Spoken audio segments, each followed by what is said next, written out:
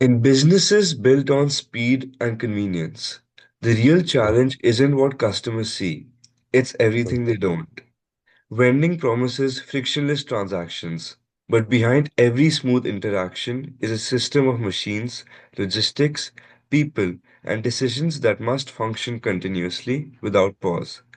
Today, we're exploring what it takes to lead calmly inside that complexity. How founders build mental clarity when operations get messy, pressure compounds, and the business never truly switches off. Our guest today is Sahul Khurana, founder of the Vending company.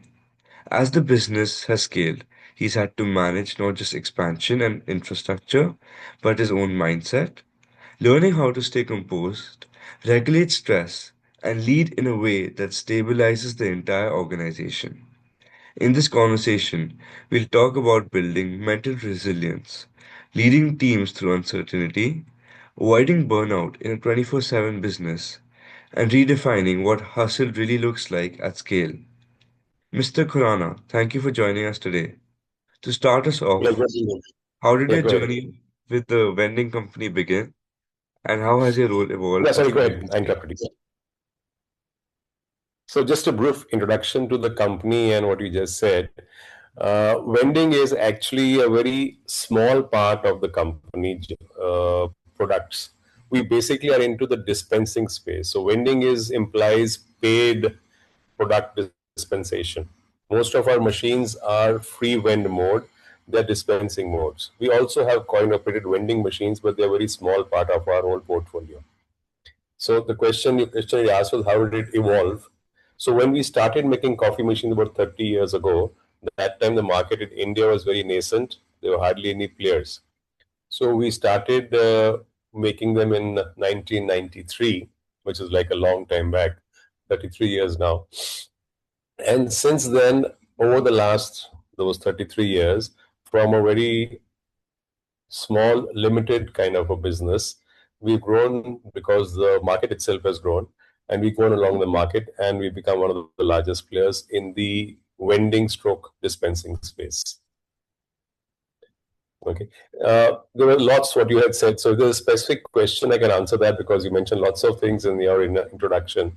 So is there a specific question that you have in mind so I can take that on one by one? Yeah, that context really helps, Mr. Khurana. Thank you. And building on that, uh, vending is all about frictionless transactions. So Mhm. tell me, how do you create a frictionless mental state for yourself when the back-end logistics get messy?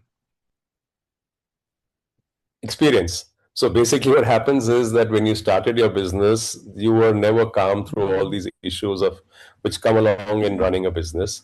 So it's basically once you learn the ropes and you get more involved in the business, you realize that these are going to be part and parcel of your everyday activities. So basically, experience teaches you to stay calm. When you initially in the first few years, that calmness was never there because you always got so involved in what was going on that you got really hassled when things didn't go the right way. But now, over time, you realize that they will not go always the way that you want, and you have to be prepared for eventuality where things will go all right. So it's basically over time. Yeah. So the idea of separating what the customer feels from what you're handling internally is powerful. And also, as the business scaled, was calmness a natural trait for you, or was it a skill you had to consciously build? I had to work on it. It was not that it didn't come naturally. So calmness or maintaining your composure in the case of so many issues that come along is something that you have to really work on. Normally, you do get your way. So again, it is something you work on. You take a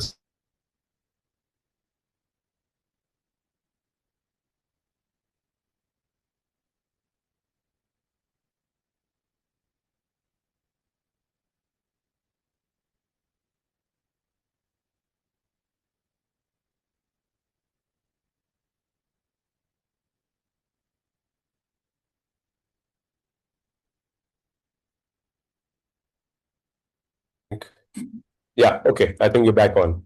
Yeah, There's yeah, yeah. yeah. So did you get that what I just said, or was that not clear? Maybe you can start again. I heard you till the part where you said you have to, this also you have to develop the skill. It's like through time, but Yeah. you can So what start. I'm so basically what I was saying was that staying calm in adversity, when situations don't go your way, is something that you really have to train yourself for. You're not born with it. Many people are not born with it. You have to work towards it, and that's something that is over time you teach yourself that there will be situations like this, and you remember, you step back from the situation, take a deep breath, and then come back to the negotiating table again. Yes, it's over time you have to be taught, really work on it.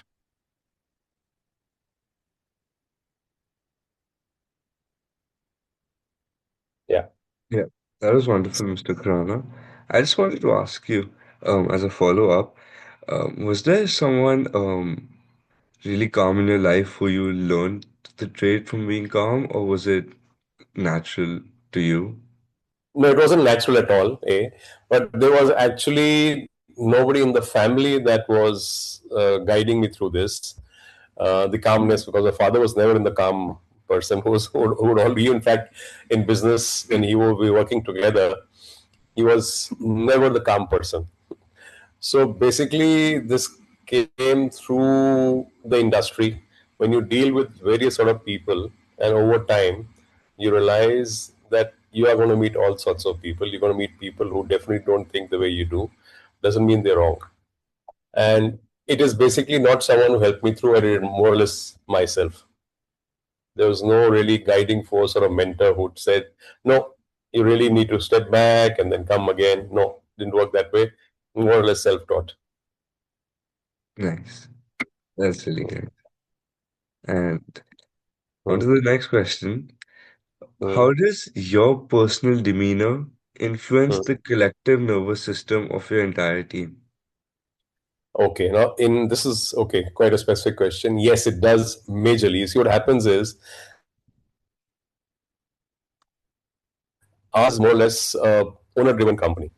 It's not like a large conglomerate where there are various people who run the show, various people heading different departments. Of course, there, but ultimately it's largely an owner-driven company.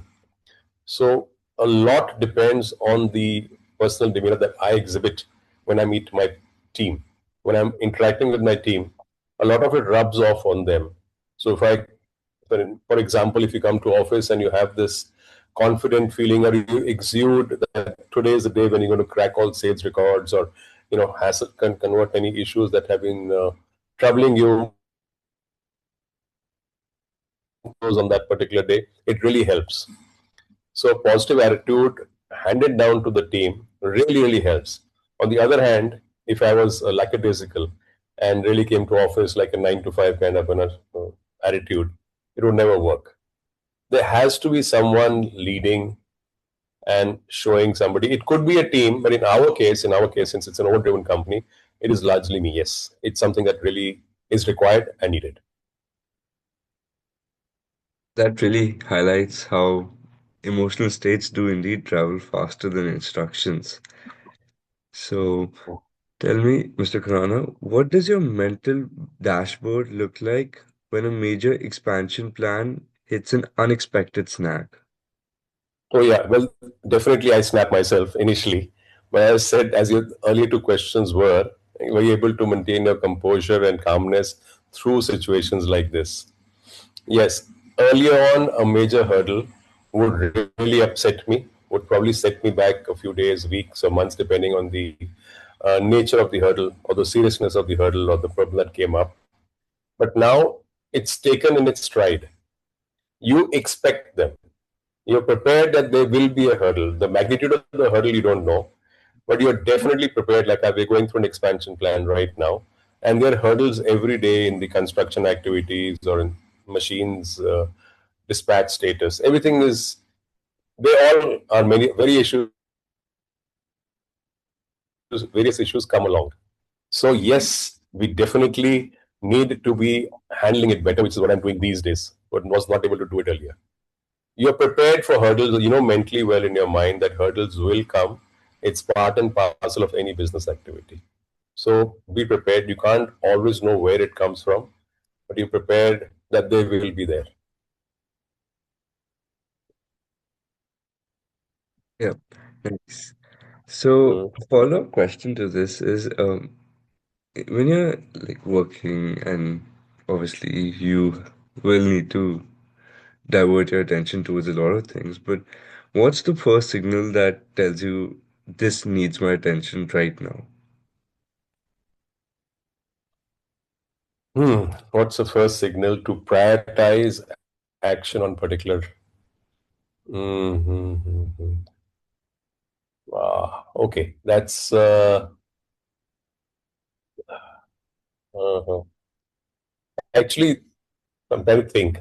I'm trying to think of a situation where, and then broaden it to a more general response. How do I prioritize based on these situations? I guess every day in office, there are a lot of situations that come along.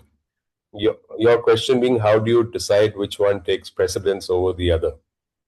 So basically, I guess it's the magnitude in terms of its impact on the organization, in the sense that you will have small issues, you'll have large issues. So you're handling a small one, a bigger one comes along in terms of its either financial impact or an impact in terms of your manufacturing facility or whatever. So you prioritize the larger issues which are more impactful on your running of business, and that depends on as they come along. Small issues are always hanging around. The big one comes, you kind of put the small ones in the back burner and handle the big one. Prioritize, I think, is the financial impact of that particular problem, would probably, or the financial, or its effect on the overall company health, would obviously be how you prioritize it. Yeah, good answer, Mr. Khurana. And Uh, moving on to the next question. When a business model mm, relies on machines working 24/7, tell me, how mhm. do you switch off your own internal engine to avoid burnout? Yeah, that's something I've worked on, and I've ensured that I take my time off. So once or in a week, I always ensure that I take some time off, maybe 2 days or one day during a normal working activity day to switch off my engine. If I'm in my office, I'm fully involved, so I stay away. So for 4 or 5 hours, I've taken up golf. So in my case, even on a working day, I'll take 5 or maybe once a week, maybe twice a week. I'll just switch off my phone. I'll just head for the golf course or wherever and take time off or travel. So maybe in 3 months I take 10 days off.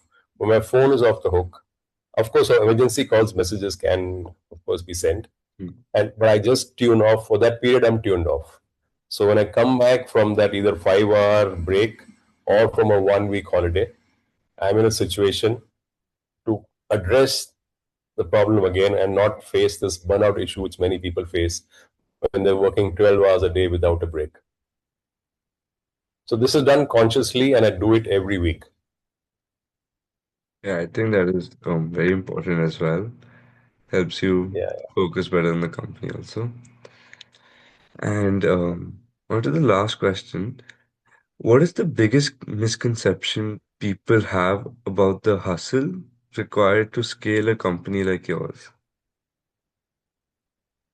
Most people feel that it's very tough to grow, but it's actually not that. It's just you just need to be driven. Most people feel, nahi, nahi, yaar, I'm quite happy with the way things stand, and we really don't need to look at reaching a certain level or Mm. you have a 5 year vision. So if you have planned something, see, normally at your age or when you're younger, your plans are not so fixed. Your plans are there, but you don't have them structured properly. You don't have them that in 5 years, 10 years, where you will be, what your plan is in terms of numbers, in terms of growth pattern, what you need to be 10 years from now. That was never the case with me as well. But 15 years ago, we've been working on that, our team and me, and we have actually structured the organization with a target that we will be at X place 10 years from now. And to achieve, once you set yourself that goal, it's not tough to achieve. It's not that complicated. It's not that difficult. You just need to have that 10-year vision in your mind, or whatever you plan, 5 or 10, whatever you're thinking ahead, and then focus on that.